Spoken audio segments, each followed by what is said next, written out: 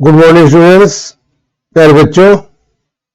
हम लोग बलिदान कहानी जो कि मुंशी प्रेमचंद द्वारा लिखी गई है, उस कहानी के कल हम लोगों ने समीक्षा पढ़ी।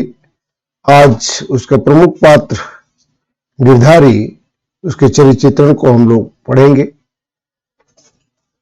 परीक्षा की दृष्टि भी पात्रों का चरित्र चित्रण या प्रमुख पात्र का चरित्र चित्रण परीक्षा में आता है।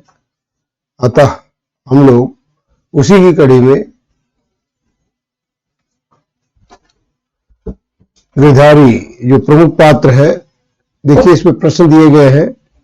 प्रेमचंद जी द्वारा लिखित बलिदान नामक कहानी के प्रमुख पात्र गिरधारी का चरित्र चित्रण कीजिए, अथवा गिरधारी का चरित्र एक ऐसे आदर्श युवक का चरित्र है जो पितृभक्त, स्वाभिमानी एवं संघर्षशील है, सिद्ध कीजिए। आपकी दृष्टि में बलिदान कहानी का मुख्य पात्र कौन है, उसका चरित्र चित्रण कीजिए। बलिदान कहानी के आधार पर गिरधारी का चरित्र चित्रण कीजिए। गिरधारी का चरित्र चित्रण। गिरधारी प्रेमचंद द्वारा लिखित कहानी बलिदान का मुख्य पात्र है। पूरी कहानी बलिदान के रूप में गिरधारी पर आश्रित है। उसके चरित्र की निम्नलिखित विशेषताएं हैं। पहला है कर्तव्यपरायण। गिरधारी कर्तव्यपरायण सच्चा किसान है। उसके कर्तव्य का अभिन्न अंग उसके खेत खलिहान और उसके पशु हैं। उनके प्रति वह पूर्ण समर्पित है। वह स्वयं को इनके बिना अस्तित्वहीन मानता है। अपने खेतों की चर्चा वह इस तरह करता मानो वे सजीव हों, मानो उसके भले बुरे के साथी हैं। उसके जीवन की सारी इच्छाएं, सारे मंसूबे, सारी आशाएं, सारी हवाई किले, सारी मन की मिठाइयां इन्हीं खेतों पर अवलंबित थे। इसके बिना जीवन की कल्पना ही नहीं कर सकता। अपने बैलों के प्रति वह पूर्ण निष्ठावान था। उसके प्रति वह तनिक भी लापरवाह नहीं था। यही कारण है कि बैलों के बिक जाने पर वह उनके कंधों पर सिर रखकर खूब फूट फूट कर रोया।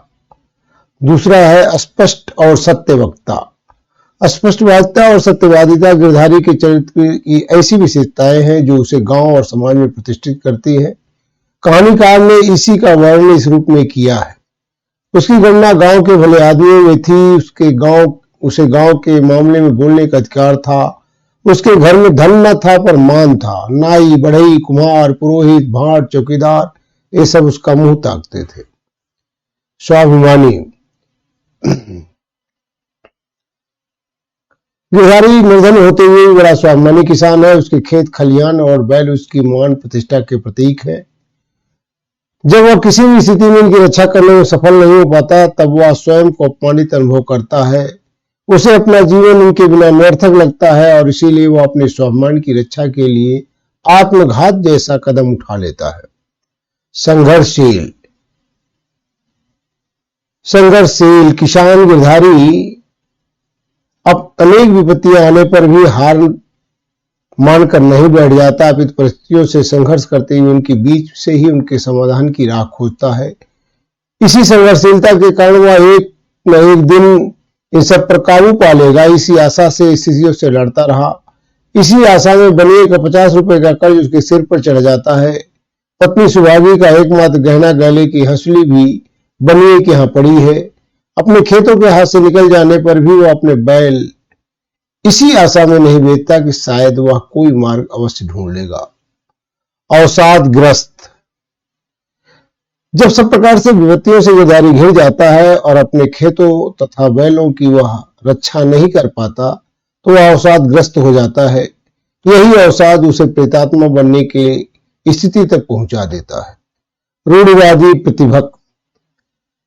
गिरधारी गांव का रूढ़िवादी पितृभक्त सीधा साधा किसान है। उसकी रूढ़ियों पर आस्था का यह प्रमाण है कि वह अपने पिता हरखू का क्रियाक्रम समर्थ न होते हुए भी पूरे विधि विधान से धूमधाम के साथ संपन्न करता है। कई गांवों के ब्राह्मणों को आमंत्रित करता है। इसके साथ उसकी पितृभक्ति भी जुड़ी है। इसलिए पिता के क्रियाक्रम के पर की गई फिजूल खर्ची का उसे तनिक भी पश्चाताप नहीं है। इसीलिए वह कहता है, मेरे भाग में जो लिखा है वह होगा। पर दादा के ऋण से ऋण हो गया। उन्होंने अपनी जिंदगी में 4 बार खिलाकर खाया। क्या मरने के पीछे इन्हें पिंडे पानी को तरसा था। गिरधारी के चरित्र के रूप में इस प्रकार हम अपने सामने एक वास्तविक भारतीय किसान को खड़ा पाते हैं, जमींदार, साहूकार, पुलिस, शासन व्यवस्था के द्वारा वह सब प्रकार से स्वयं का शोषण कराने के लिए विवश है।